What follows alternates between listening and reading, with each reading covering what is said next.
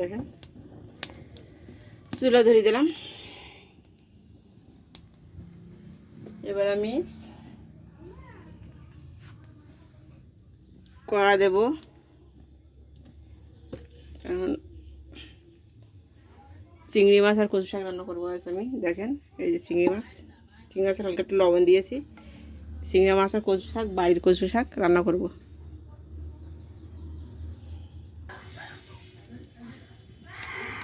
যে পেঁয়াজ কুচি দিলাম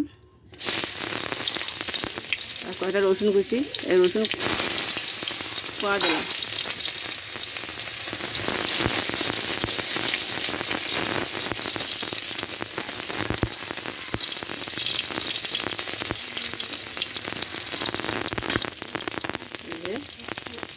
হলুদ আর শুকনো মরিচ গুঁড়া দিলাম।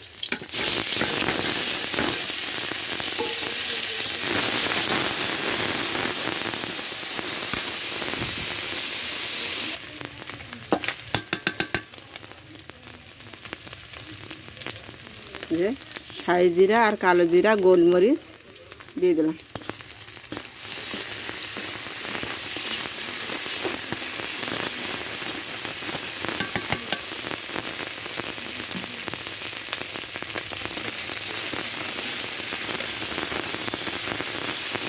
এই যে কচু শাক পাতা সহ ডাঁটা, পাতা সহ ডাঁটা কাটি রাখা, এগুলো দিয়ে দেবো। দেওয়ার আগে একটু ফোঁটা জল দেবো।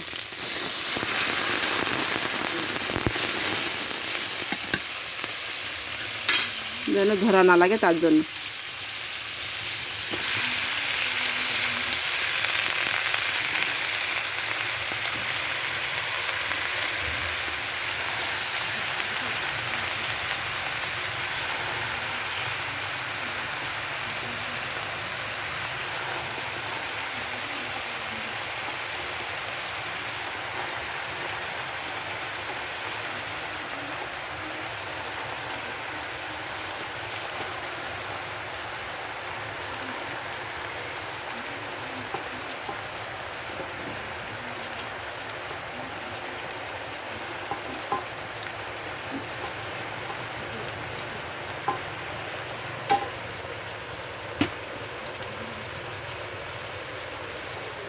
আমি প্রথম ধাপে 3 মিনিটের জন্য ঢেকে দেবো।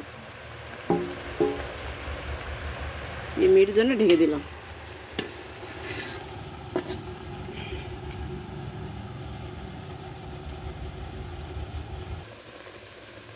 এই দেখেন 30 মিনিট পরে, 3 মিনিট পরে ঢাকনিটা উঠালাম।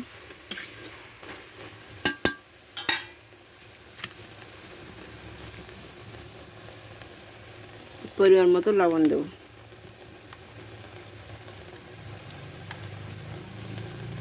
আর অবশ্যই কচু শাকে চিনি দেবেন, 2 চামচ পরিমাণে চিনি দেবেন। আমিও দেবো চিনি, আমার ঘরে যেয়ে চিনি আনতে হবে। পরিমাণ মতো হলুদ দিলাম আর শুকনো মাছের গুঁড়ো দিয়েছিলাম চিংড়ি মাছে। কাঁচামরিচ দিতে হবে।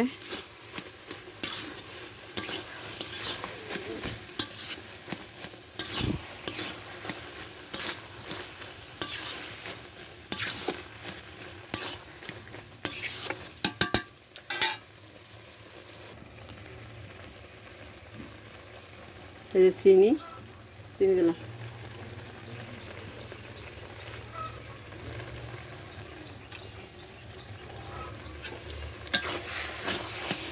বাড়ির কচু শাক এখানে মিষ্টি হয়নি, জালি কচু শাক তো নোনা লাগে, কিন্তু এভাবে চিনি দিয়ে রান্না করবেন, খেতে দারুণ হবে, ভালো লাগবে। ভালো লাগলে আমার পাশে থাকবেন।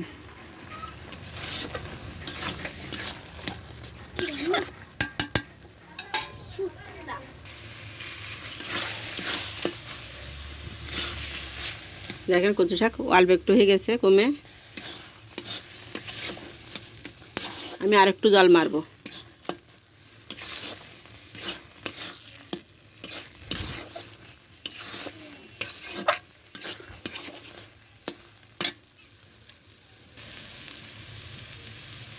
চিংড়ি মাছ দিয়ে কচু শাক আমার হয়ে গেছে, এবার আমি নামিয়ে নেব।